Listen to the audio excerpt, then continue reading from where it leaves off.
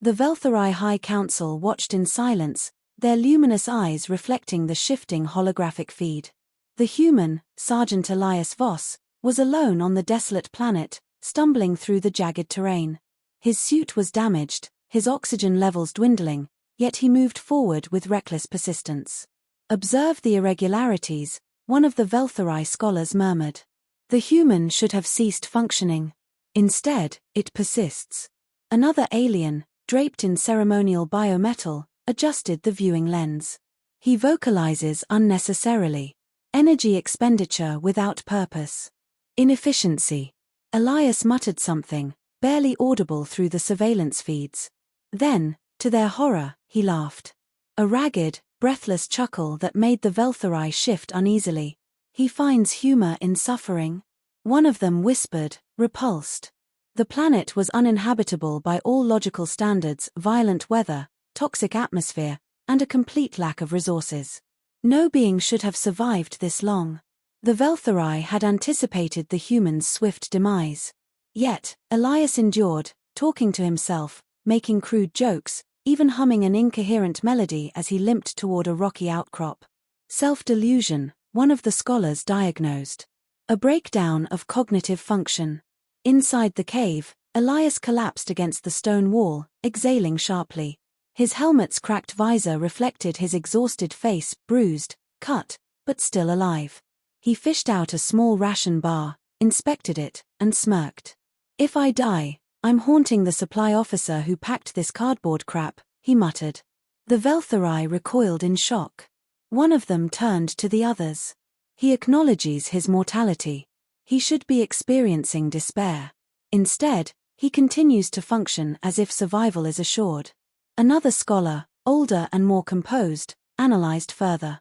"This is not logical. The human displays no signs of acceptance. It does not calculate probabilities. It merely persists." Elias leaned his head back, sighing. The oxygen warning on his HUD blinked red. His body trembled from exhaustion, but he grinned at the night sky beyond the cave's mouth. "Come on, universe," he whispered. "You'll have to do better than this." The Velthari stared in utter disbelief. Elias woke to the sound of his own breathing, ragged and uneven. His suit's systems had fought to keep him alive through the night, but they were failing. He coughed, tasting blood. His ribs ached, probably cracked. The oxygen meter was a blinking red warning, but he ignored it. "All right, Voss," he muttered, pulling himself upright. "Time to move." The Velthari observed in growing distress. The human's condition was deteriorating rapidly, yet it continued forward with no indication of surrender.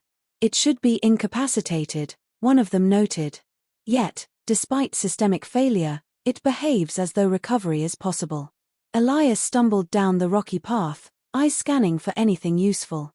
His fingers trembled from oxygen deprivation, but he gripped his knife like it was a lifeline. "I bet the guys back at base are laughing their asses off," he said to himself. Dumbass Elias, first to crash, last to die. The Velthari recoiled. The human was self-aware, acknowledging his dire circumstances, yet instead of shutting down, he responded with humor. To them, it was an anomaly. To Elias, it was just another day in the field.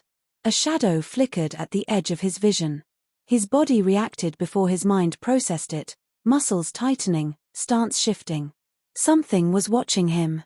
The Velthari detected it too.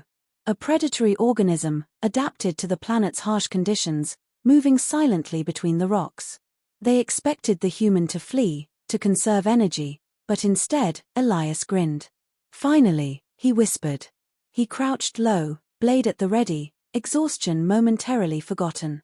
"It does not run," a Velthari scholar murmured. "It prepares for combat." The others watched in horrified fascination. The predator was faster, stronger, built for the kill. The logical action was retreat. The human chose otherwise. Elias tightened his grip, eyes locked on the approaching threat. His breathing slowed, controlled now, despite the failing oxygen. "Let's see what you've got," he muttered. The Velthari had seen enough. "This is not malfunction," one finally admitted. "This is something else." The creature struck first.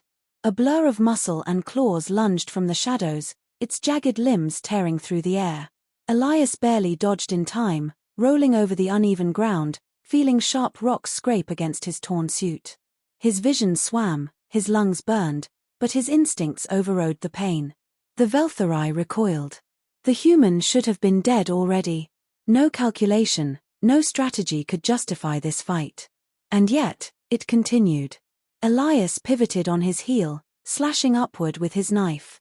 The blade carved a shallow wound along the predator's side, but it wasn't enough. It shrieked, circling him, wary now. Elias grinned. Yeah, that's right. I bite back. The creature charged again. This time, Elias didn't dodge, he stepped in, closer than it expected. His knife found a weak spot near its jaw, stabbing deep. The thing screeched, throwing him off, sending him crashing hard into the ground. His ribs screamed in protest, but he forced himself up. It should be unconscious, one Veltharai muttered. It should not be able to stand. Elias staggered to his feet, blood dripping from his fingers. He was outmatched, but not out of ideas. He glanced at the rocks overhead, unstable, loose from recent tremors. All right, big guy. One more step. The creature snarled, muscles tensing. Elias braced. The Veltharai saw it too late. The predator lunged, and Elias dove sideways at the last second. Its massive weight slammed into the weakened rock formation, sending boulders crashing down. The alien scholars flinched as the impact dust settled. Silence. Then, a slow, shuddering movement. Elias dragged himself from the rubble, coughing but grinning. The predator lay crushed beneath the fallen rocks, its body twitching in its final moments. The Veltharai were speechless. It did not calculate. It did not analyze. It simply acted. Elias collapsed onto his back, staring at the sky, breathing hard. Next time, I'd appreciate a fair fight, he muttered, chuckling despite the pain.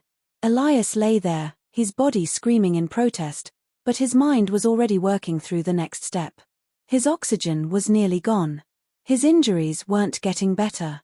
If rescue didn't come soon, he wouldn't make it. The Veltharai watched in silence. The human had no logical path to survival. Yet, despite everything, he smiled. It refuses to acknowledge death, one of them murmured. Elias forced himself to sit up, grimacing. His hand trembled as he reached for his emergency beacon, his last chance. A flickering red light, damaged but not dead. He gave it a few hard taps, then adjusted the wiring with bloody fingers. Come on, you piece of junk. Work with me. The Veltharai expected resignation. Instead, they saw persistence. The beacon sputtered, then flashed green. A faint signal pulsed into the void. Hope. He does not accept probability, one of the aliens whispered. He creates his own. Elias exhaled, leaning back. His vision blurred, exhaustion taking over, but the grin never left his face. He'd done his part. Now it was just a waiting game. The Veltharai remained transfixed. Every known species, when faced with certain death, reacted in predictable ways: surrender, despair, or at best, calculated resistance. But humans refused. This is not malfunction, the eldest scholar finally said, voice heavy with realization. This is why they survive. Elias smirked at the sky. Try killing me again, universe. If*ing dare you.